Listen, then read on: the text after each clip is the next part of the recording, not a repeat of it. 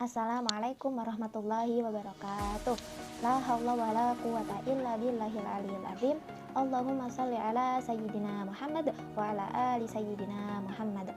Yang terhormat dosen kami mata kuliah bimbingan dan konseling Ibu Wahyuni Handayani MPD serta teman-teman kami yang berbahagia. Perkenalkan, kami dari kelompok 2 yang terdiri dari Ari Mulyana, Hera Nurfitri Rahayu, dan saya Dewi Anissa Rahmat. Pokok pembahasan yang akan kami bahas diantaranya dasar atau asas bimbingan dan konseling, prinsip-prinsip bimbingan dan konseling, kode etik bimbingan dan konseling, serta pendekatan-pendekatan bimbingan dan konseling. Di pembahasan yang pertama ini, saya Ari Mulyana akan memaparkan atau menjelaskan tentang dasar-dasar asas dalam bimbingan konseling. Nah, saya mengutip dari Syafarudin dan kawan-kawannya bahwa bimbingan konseling mempunyai berbagai macam asas, yakni yang pertama adalah asas kerahasiaan, di mana asas ini mempunyai tuntutan kerahasiaan data informasi peserta didik. Dalam asas ini, guru ataupun konselor wajib menjaga data informasi agar terjamin kerahasiaannya. Yang kedua, asas kesukarelaan, di mana asas yang merelakan peserta didik untuk mengikuti kegiatan. Dalam kegiatan ini, guru berkewajiban untuk membimbing. Yang ketiga, asas keterbukaan, di mana asas ini bersedia membuka diri untuk pemecahan masalah, dan diharapkan dalam urusan ini peserta didik berbicara secara jujur dan terbuka tentang dirinya yang sesungguhnya. Yang keempat, asas kegiatan.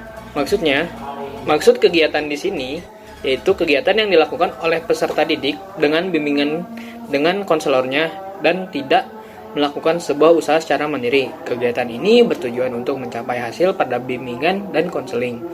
Yang kelima, asas kemandirian, yang dimana konselor mengajarkan jiwa kemandirian dalam peserta didik agar tidak bergantung pada konselor. Yang keenam, asas kekinian. Maksudnya membahas tentang masalah yang dihadapi peserta didik, contohnya masalah yang sedang berlangsung dalam kehidupannya. Nah, yang ketujuh, ada asas keterpaduan, di mana pelayanan konseling memadukan berbagai aspek dari individu yang dibimbing dan proses layanan yang diberikan. Yang kedelapan, asas kenormatifan. Maksudnya, usaha bimbingan konseling tidak boleh bertentangan dengan norma seperti norma agama, adat, hukum atau negara, norma ilmu, dan norma kebiasaan sehari-hari. Yang kesembilan, asas keahlian. Artinya, konselor merupakan tenaga yang benar-benar ahli dalam bimbingan dan konseling, seperti membantu keberhasilan usaha penyelesaian masalah dan menaikkan kepercayaan masyarakat terhadap bimbingan dan konseling.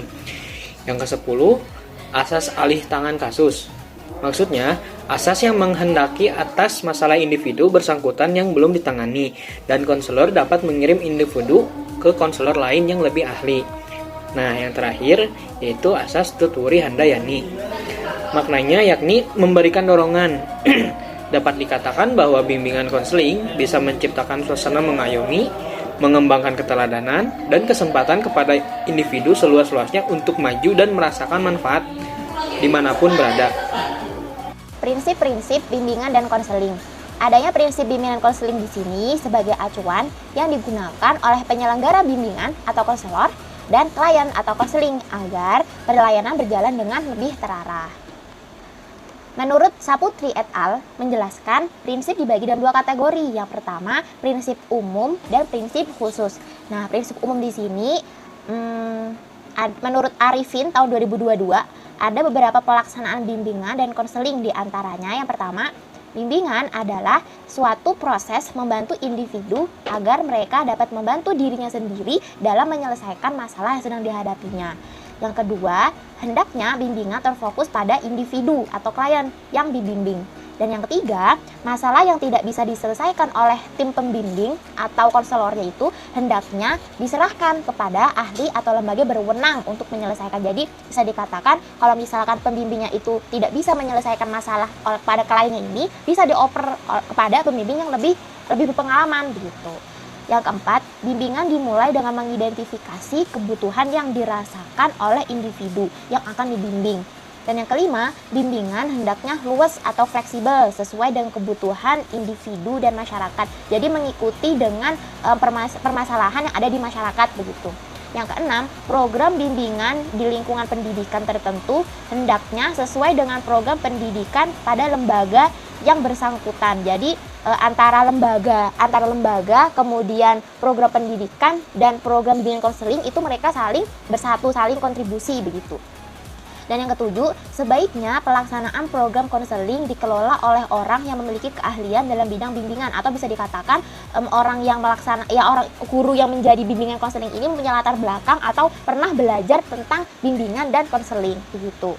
Dan yang kedelapan, hendaknya selalu ada evaluasi dalam program bimbingan dan konseling. Agar apa? Agar mengetahui kekurangan pada hasil akhir sehingga bisa segera mencari solusi. Jadi dari sekian orang-orang yang mengikuti bimbingan dan konseling tersebut, nah kemudian dievaluasi kekurangannya apa di lembaga tersebut. Jadi bisa sebagai acuan untuk bimbingan dan konseling di pertemuan selanjutnya begitu. Dan selanjutnya yang B, prinsip-prinsip khusus. Tadi prinsip-prinsip umum, sekarang prinsip khususnya. Nah, prinsip khusus di sini dimaksudkan untuk individu seorang klien begitu. Jadi lebih ke diri seorang kliennya begitu. Prinsip khusus di sini dibagi menjadi 4 kategori. Nah, yang pertama ada sasaran layanan, yang kedua masalah individu, yang ketiga program layanan, dan yang keempat pelaksanaan pelayanannya. Nah, yang pertama sasaran layanan. Maksud dari prinsip yang berkenaan dengan sasaran layanan di sini yaitu melayani semua individu. Jadi tidak mengenal entah itu umurnya masih muda atau umurnya masih, misalkan umurnya masih 20-an, masih 30-an, bahkan umurnya tidak mengenal waktu begitu, sampai bahkan mungkin yang sudah lanjut usia pun bisa mengikuti program bimbingan konseling ini.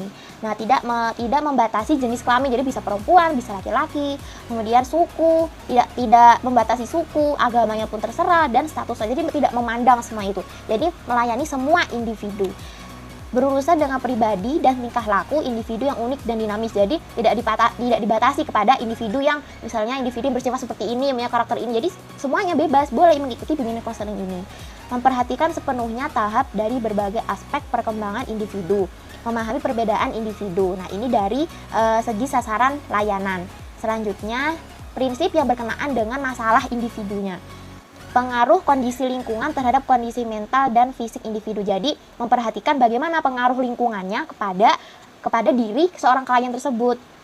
Selanjutnya memperhatikan masalah sosial, ekonomi, dan kebudayaan terhadap individu klien. Ini masih berhubungan dengan yang tadi, pengaruh lingkungannya. Jadi prinsip khusus di sini masalah individu, memperhatikan bagaimana sih pengaruh lingkungan, entah itu dari lingkungan keluarga, lingkungan rumah, lingkungan sekolah, atau lingkungan pekerjaannya, itu terhadap mental dan fisik pada individu seorang klien tersebut.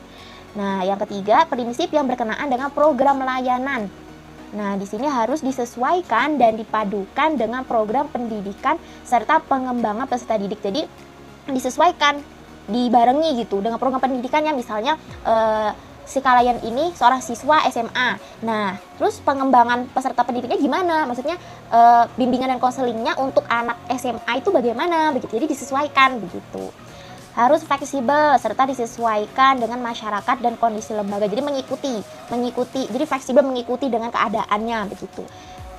Dan yang keempat, prinsip yang berkenaan dengan pelaksanaan pelayanannya. Nah, di sini pelaksanaannya bagaimana? Yang pertama harus terarah. Harus terarah maksudnya bagaimana? Agar akhir dari pengembangan individu tadi, maksudnya pengembangan diri seorang klien tadi, mampu membimbing diri sendiri dalam menghadapi permasalahan. Ini juga berhubungan ya sama asas-asas pada bimbingan dan konseling. Salah satunya asas kemandirian. Nah, di sini harus terarah. Jadi walaupun seorang klien tadi dibimbing oleh seorang pembimbing atau konselor, nah tapi dia juga diharapkan supaya nanti dia itu bisa berdiri sendiri gitu loh. Ketika sudah selesai masa bimbingan dan konselingnya, seorang klien ini bisa berdiri sendiri, menjadi diri sendiri, menyelesaikan masalahnya sendiri gitu. Setelah apa? Setelah dibimbing oleh seorang konselor tadi begitu. Dan yang selanjutnya, hendaknya keputusan dan keinginan yang akan dilakukan oleh individu atas dasar kemauan diri sendiri ini klien, bukan atas desakan. Jadi walaupun tujuan bimbingan dan konseling ini, jika dilihat dari arti kan bimbingan membimbing, kemudian konseling ini memberi nasihat. Jadi setelah dibimbing memberikan nasihat, tetapi atas dasarnya hendaknya semua keputusan ini dari diri seorang klien tersebut gitu. Jadi kita sebagai pembimbingnya atau konselornya itu tetap memberi arahan dan juga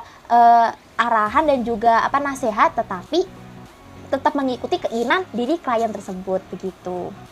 Hendaknya permasalahan individu ditangani oleh tenaga ahli dalam bidang yang relevan dengan permasalahan klien. Jadi diharapkan setiap ada klien yang mendaftar pada bimbingan konseling ini, kan ada tuh permasalahannya dicatat. Nah, itu yang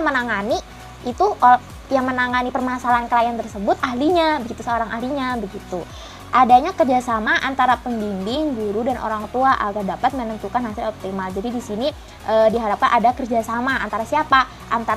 Jadi bukan kerjasamanya tidak hanya antara pembimbing dan klien, tetapi antara pembimbing dan klien ditambah gurunya kalau di sini misalnya kliennya seorang siswa, gurunya dan juga orang tua dari siswanya tersebut. Agar apa? Agar dapat menentukan hasil yang optimal. Baik, selanjutnya kode etik bimbingan dan konseling. Menurut Nirwana Herman, tujuan disusunnya kode etik konseling di Indonesia yaitu 1. Memberikan panduan sikap atau perilaku yang berkarakter dan profesional bagi anggota dalam memberikan layanan. Yang kedua, membantu dalam memberikan pelayanan yang profesional. Yang ketiga, mendukung visi dan misi organisasi profesi.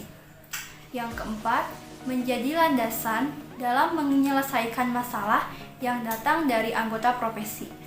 Dan yang kelima, melindungi konselor dari konseli.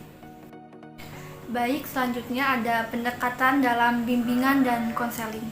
Mirip dalam Murad dan Kotman pada tahun 1995 yang diperjelas kembali oleh Sunario Kartadinata dan Ahmad mengemukakan 4 pendekatan. Yang pertama, ada pendekatan krisis. Dalam pendekatan ini, guru menunggu munculnya suatu krisis, kemudian bertindak untuk membantu murid yang menghadapi krisis itu. Strategi yang digunakan dalam pendekatan ini adalah teknik-teknik yang secara pasti dapat mengatasi krisis itu. Contohnya, seorang murid datang mengadu kepada guru sambil menangis karena didorong temannya sehingga tersungkur ke lantai. Yang kedua ada pendekatan remedial. Dalam pendekatan ini, guru akan memfokuskan berupa bantuan pada upaya untuk menyembuhkan atau memperbaiki kelemahan-kelemahan murid yang tampak. Tujuan bantuan dari pendekatan ini ialah menghindari terjadinya krisis yang mungkin terjadi. Strategi yang digunakan seperti mengajarkan kepada murid keterampilan tertentu seperti keterampilan belajar, keterampilan sosial, dan sejenisnya yang belum dimiliki murid sebelumnya. Yang ketiga, pendekatan preventif. Dalam pendekatan ini, guru mencoba mengantisipasi masalah-masalah yang generik dan mencegah terjadinya masalah itu. Masalah-masalah yang dimaksud seperti putus sekolah, berkelahi, kenakalan, merokok, dan sejenisnya yang secara potensial masalah itu dapat terjadi pada murid secara umum. Dan yang keempat ada pendekatan perkembangan. Pendekatan perkembangan merupakan pendekatan yang lebih mutakhir dan lebih proaktif dibandingkan dengan ketiga pendekatan sebelumnya. Sehingga dapat diambil kesimpulan bahwa asas dalam bimbingan konseling sebagai acuan pola pikir seseorang konselor dalam menentukan keputusan-keputusan. Untuk apa? Untuk membantu menyelesaikan masalah pada diri klien. Diperkuat dengan adanya prinsip-prinsip sebagai acuan pola tingkah laku pembimbing dan yang dibimbing agar lebih terarah dan mendapatkan hasil akhir yang sesuai. Sedangkan dalam proses bimbingan konseling, agar tampak sopan dan agar memperoleh kepercayaan lebih dari klien, dibentuklah kode etik.